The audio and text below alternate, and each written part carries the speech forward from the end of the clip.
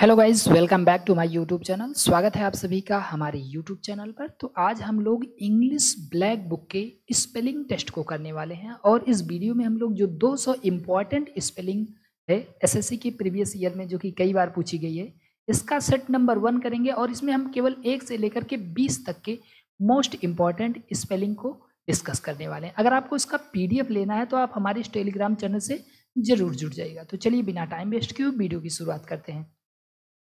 देखिए, पहला वर्ड आपका है एकोमोडेट। ये बहुत ही इंपॉर्टेंट वर्ड है, मतलब कितना इंपॉर्टेंट आप इसको समझ नहीं सकते। अगर स्पेलिंग टेस्ट आती है तो पक्का है एकोमोडेट तो आएगा। तो एकोमोडेट को याद कैसे करेंगे? देखो, पहले तो बोलेंगे ACC एको, ठीक है, फिर डबल M रहेगा एको, उसके बाद O, फिर DATE, लास्ट में क्या रहेगा DAT, ACCO, उसके बाद डबल MO, देखो लास्ट में और इधर बीच बीच में डबल O होना चाहिए। तो एकोमोडेट बहुत ही इंपॉर्टेंट वर्ड है एकोमोडेट। देखो, मैंने आपके लिए यहाँ पर इसका हिंदी मीनिंग भी लिख दिया, हालांकि हिंदी मीनिंग की जरूरत नहीं थी, लेकिन मैंने सोचा कि जैसे स्पेलिंग के साथ साथ अगर इसका मीनिंग भी अगर हम जान लेते हैं तो ये हमारे लिए ज़्यादा बेहतर होगा। तो एकोमोडेट का मतलब क्या हो जाएगा? व्यवस्था। स्पेलिंग क्या होगी? मेरे साथ बोलिए, ACCOMMODATE, एकोमोडेट। नेक्स्ट वर्ड है आपका कमेटी। बहुत ही इंपॉर्टेंट वर्ड है। अब इसमें लोग अक्सर मतलब गड़बड़ी कर जाते हैं, तो कमेटी को याद करेंगे कैसे? COMMITTE। तो इसमें आई जो है वो सिंगल रहेगा, बाकी डबल M रहेगा, डबल T रहेगा, डबल E रहेगा, ऐसे याद कर लेंगे, ठीक है। तो कमेटी मतलब क्या होता है? कमेटी का मतलब एक समिति होता है। हिंदी मीनिंग भी मैंने आपके लिए लिख दिया हुआ है। तो एकोमोडेट और कमेटी। नेक्स्ट वर्ड आपका है सेपरेट। अब देखो, इसमें लोग गलती क्या करते हैं पता है? लेकिन अब बोला जाता है सेपरेट, तो इसको गलती कर देते हैं ऐसे। तो इसको पढ़ना क्या? सेपारेट। क्या पढ़ना है? सेपा, फिर लिख देना है रेट, ऐसे सेपारेट। तो सेपरेट, सेपरेट का मतलब क्या होता है? सेपरेट का मतलब होता है अलग अलग। तो सेपरेट मतलब क्या हो जाएगा? अलग अलग। स्पेलिंग याद करेंगे, सेपा SEPA, उसके बाद RATE, ऐसे याद करना है, ठीक है। तो सेपरेट मतलब अलग अलग। उसके बाद आपका है बिगनिंग। बिगनिंग का मतलब क्या हो जाएगा? बिगनिंग का मतलब होता है प्रारंभ। अब ये तो आसान है, BEGIN। अब इसमें कुछ लोग गलती क्या करते हैं, यहाँ पर डबल N नहीं करते हैं, क्योंकि बिगिन का स्पेलिंग क्या होता है? BEGIN, और ING जोड़ते समय इसमें N जो है वो डबल हो जाता है, ING, बिगिनिंग, ठीक है। तो ये भी इंपॉर्टेंट वर्ड है, बिगिनिंग। नेक्स्ट वर्ड आपका डिसीव। तो डिसीव कई बार पूछा गया है, इसको याद कैसे करेंगे? DE, फिर C के बाद क्या रहेगा? E रहेगा, और E के बाद I। हमेशा C के बाद क्या होता है? C के बाद 90%, 99% ऐसे केसेस होते हैं जिसमें C के बाद E रहेगा। तो DECEIVE, ओके। तो डिसीव का मतलब क्या होता है? धोखा देना। अब इसमें गलती क्या करेगा पता है? लिखेगा DECIEV, ऐसे लिखा जाएगा, तो ये गलती हो जाएगी। याद कैसे करेंगे? जैसे C के बाद E, C की तरह E होता है कि नहीं? तो डिसीव का मतलब क्या हो जाएगा? धोखा देना।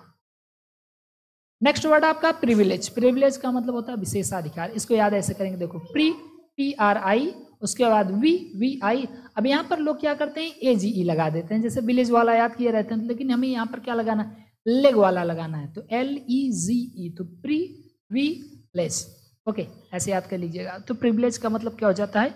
विशेषाधिकार। अब ये स्पेलिंग जितनी भी मैं आपको लिखा रहा हूँ, मान लीजिए कम से कम एक एक स्पेलिंग आपका 20, 30, 40 बार पूछी गई है एग्जाम, अगर कुल टोटल मिला लिया जाए। तो प्रिविलेज मतलब विशेषाधिकार। अगला आपका बिलीव। अब देखो, वैसे नॉर्मली C के बाद तो E आता है, लेकिन अगर वैसे रहेगा तो पहले I आता है फिर E आता है, ठीक है। पहले क्या आएगा? पहले I आएगा, पहले I आएगा, उसके बाद E आएगा, तो BE, उसके बाद LI होगा। क्या होगा? LIEVE, तो बिलीव। बिलीव का मतलब क्या हो जाएगा? बिलीव का मतलब हो जाएगा विश्वास, ठीक है। तो इसको याद ऐसे करेंगे, जैसे अगर C रहेगा तो E आएगा, उसके बाद और कुछ रहता है तो I आता है। उसके बाद अगला है आपका बिजनेस। ये मतलब आसान है अगर देखें तो, बिजनेस, BUSINESS, बिजनेस। बिजनेस का मतलब क्या होता है? बिजनेस मतलब व्यापार होता है, तो लास्ट में याद रखिएगा कि डबल S रहता है, बिजनेस, ओके। नेक्स्ट वर्ड, अगला वर्ड आपका कॉन्सियस। कॉन्सियस का मतलब क्या होता है? कॉन्सियस का मतलब होता है कर्तव्यनिष्ठ। अब इसको याद कैसे करेंगे? तो लिखेंगे कान, पहले क्या लिखेंगे? कान, ठीक है। फिर साइंस की स्पेलिंग आपको पता होगी, SCIENTI, कांसी। अब देखो, यहाँ T को C पढ़ते हैं, कांसी, उसके बाद अस के लिए OUS, ठीक है। तो देखो, अभी आपको मैंने बताया था कि C के बाद हमेशा क्या आता है? E आता है ना, लेकिन अब देख लो यही कॉन्सियस में, देखो साइंस में साइंस की स्पेलिंग क्या होती है? SCIENC होती है। यहाँ पर एक्सेप्शन बन गया कि नहीं? तो मैंने बोला क्या था, 99% ऐसा केस होता है जिसमें सी के बाद हमेशा ई आता है, लेकिन 1% ऐसा भी केस होगा जिसमें सी के बाद आई आ सकता है, जैसा कि आपका साइंस। अब हालांकि साइंस की स्पेलिंग हर बच्चे को याद रहती है ना, तो कैसे याद करेंगे? CON, उसके बाद साइंस लिखना है, आधा ही लिखना है, SCIENT, साइंट तक लिखना है, साइंट, उसके बाद ES, OUS। ओके, चलिए नेक्स्ट वर्ड देखते हैं। अगला वर्ड आपका है ग्रामर। अब ग्रामर का स्पेलिंग भाई अब आप याद ही रखेंगे, GRAMMAR। अब इसमें गलती क्या करते हैं पता है लोग? इसमें गलती करते हैं GRAMMER, क्योंकि इसको पढ़ने में ऐसा लगता है ग्रामर, तो उसमें क्या लगा देते हैं? ई लगा देते हैं। अभी मैं कल एक दोस्त के घर गया था, तो वो अपना बढ़िया से वो लगाते हैं ना स्टिक, तो ऐसे लिखा हुआ था, तो यहाँ पर लिखा था ग्रामर। तो मैंने बोला भाई ग्रामर की स्पेलिंग तुम्हारी गलत है। तो बोला अंग्रेजी के टीचर हो ना, तो यही सब देखते रहोगे। तो ग्रामर का मतलब क्या होता है? ग्रामर का मतलब व्याकरण होता है, स्पेलिंग आप जानते हैं। तो एक बार फिर से पढ़ लेते हैं। देखो एकोमोडेट का क्या होगा? ACCOMMODAT। कमेटी का क्या होगा? COMMITTEE। और सेपरेट का क्या होगा? SEPARATE। बिगनिंग का क्या होगा? BEGIN, उसके बाद एक एन और लगा दो, फिर ING। और डिसीव का क्या होगा? DECEIVE। और प्रिविलेज का क्या होगा? PRIVILEGE। और बिलीव का क्या होगा? BELIEVE। और बिजनेस का क्या होगा? BUSINESS, नेस लास्ट में लगा ही रहता। और कॉन्सियस CONSCI, ठीक है, CONSCIENTIOUS। और ग्रामर का तो आप जानते हैं GRAMMAR। नेक्स्ट वर्ड आपका डेफिनेटली। डेफिनेटली का मतलब होता है निश्चित रूप से। तो इसके लिए आपको डिफिनेशन, ये डिफिनेशन वर्ड कई बार पूछा गया है। तो डेफिनेटली DEFINITELY, डेफिनिटली ऐसे याद करेंगे। DEFINI, यहाँ पर दोनों में आई रहेगा, ठीक है, DEFINITELY। ओके, तो डेफिनेटली मतलब क्या होता है? निश्चित रूप से होता है, आप जानते हैं इसका मीनिंग। लीजर इंपॉर्टेंट वर्ड है। लीजर का मतलब क्या होता है? लीजर का मतलब होता है फुर्सत। तो LEISUR, ली लिखो पहले, LEI, उसके बाद श्योर लिखो, SURE। तो लीजर, लीजर मतलब क्या होता है? फुर्सत से किसी काम को करना, लीजरली ऐसे वर्ड आता है। लीजर मतलब क्या हो जाएगा? फुर्सत। नेक्स्ट वर्ड आपका मैग्निफिकेंट। मैग्निफिकेंट या मैग्निफिसेंट कहते हैं। तो मैग्नी पहले लिखना है MAGNI, मैग्नी, उसके बाद FI, उसके बाद सेंट CENT। तो मैग्निफिकेंट, मैग्निफिकेंट का मतलब क्या होता है? शानदार। ओके, तो मैग्निफिकेंट आप समझ गए होंगे। अगला वर्ड आपका मेंटेनेंस, बहुत इंपॉर्टेंट वर्ड है मेंटेनेंस। देखो मेंटेनेंस एक होता है और एक होता है आपका मेंटेन। तो मेंटेनेंस और मेंटेनेंस, मेंटेनेंस में लोग गलती क्या करते हैं पता है? मेंटेनेंस का मतलब होता है किसी चीज का देखभाल करना, मेंटेनेंस करना। तो इसमें गलती लोग यहाँ पर जो एन के बाद ए है वहीं पर ई लगाते हैं। तो इसको याद कैसे करेंगे? पहले याद करेंगे मेन, तो MAIN, मेन, ठीक। फिर टेन, मेंटेनेंस। अब यहाँ पर नेंस नहीं लिखना है, नांस लिखना है, NANCE, यही चीज देखना है, ठीक है। तो maintenance, MAIN, main, TEN, ten, NANCE, maintenance. Okay, next word आपका है नेसेसरी। बहुत इंपॉर्टेंट वर्ड है, इसको जरूर याद रखिएगा। तो नेसेसरी, NECESSARY।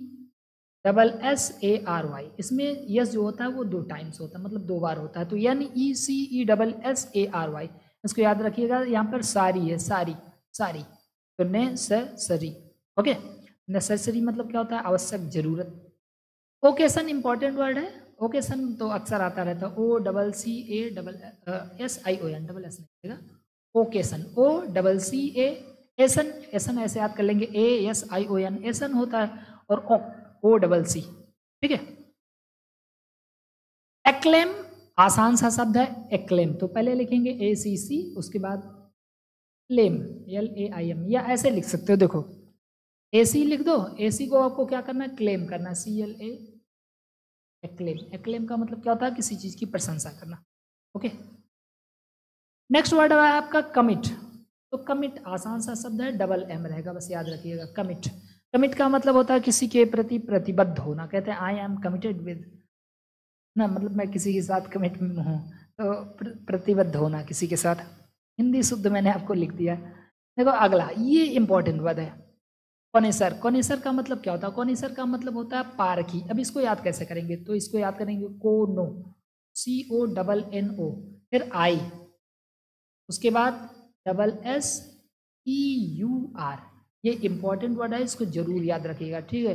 कॉनिसर का मतलब होता है पारखी, किसी कला, आर्ट, इन सब चीज़ों में जो एक्सपर्ट होता है उसको हम कॉनिसर बोलते हैं। तो कैसे याद करेंगे? CONNOISSEUR, कॉनिसर। ओके, चलिए लास्ट वर्ड देख लेते हैं आज का। अगला है आपका कॉन्शियस। तो कॉन्शियस भी साइंस से ही बना हुआ थोड़ा था, तो पहले कान लगाएंगे, ठीक। उसके बाद साइंस का स्पेलिंग कैसे होता है? SCI, ठीक है। उसके बाद यहाँ पर ई नहीं रहेगा, कॉन्शियस, सीधा अस लगा देना, कॉन्शियस, ठीक है। तो CONSCIOUS, यहाँ पर ई नहीं रहेगा, इस बात को याद रखिएगा, ठीक है। कॉन्शियस में ई नहीं रहता है। ओके, तो एक बार जल्दी से रिवीजन कर लेते हैं। देखो डेफिनेटली का स्पेलिंग क्या होगा? DEFINITELY। लीजर का क्या होगा? LEISURE। मैग्निफिकेंट का क्या होगा? MAGNIFICENT। मेंटेनेंस का क्या होगा? याद रखिएगा, MAIN, मेन, TEN, 10, ANCE रहेगा मेंटेनेंस। नेसेसरी का NECESSARY। ओकेशन का OCCASSION। देखो जब भी मैं बोलता हूँ तो आंख मूंद करके बोलता हूँ, ये मत सोचना कि मैं देख देख के बोल रहा हूँ। एक्लेम, एक्लेम का मतलब क्या होगा? एक्लेम का मतलब प्रशंसा करना, तो AC को क्या करना है? क्लेम करना है, तो AC, और उसके बाद CLAIM। और कमिट का जानते हैं, COMMIT। कॉनिसर याद रखिएगा, CONNOISSEUR, कॉनिसर। उसके बाद आपका कॉन्शियस है, CONSCIE नहीं रहेगा, SCIOUS, कॉन्शियस मतलब सचेत। तो गाइज अगर वीडियो पसंद आए तो प्लीज़ वीडियो को लाइक करें, नए हो तो चैनल को जरूर सब्सक्राइब करें।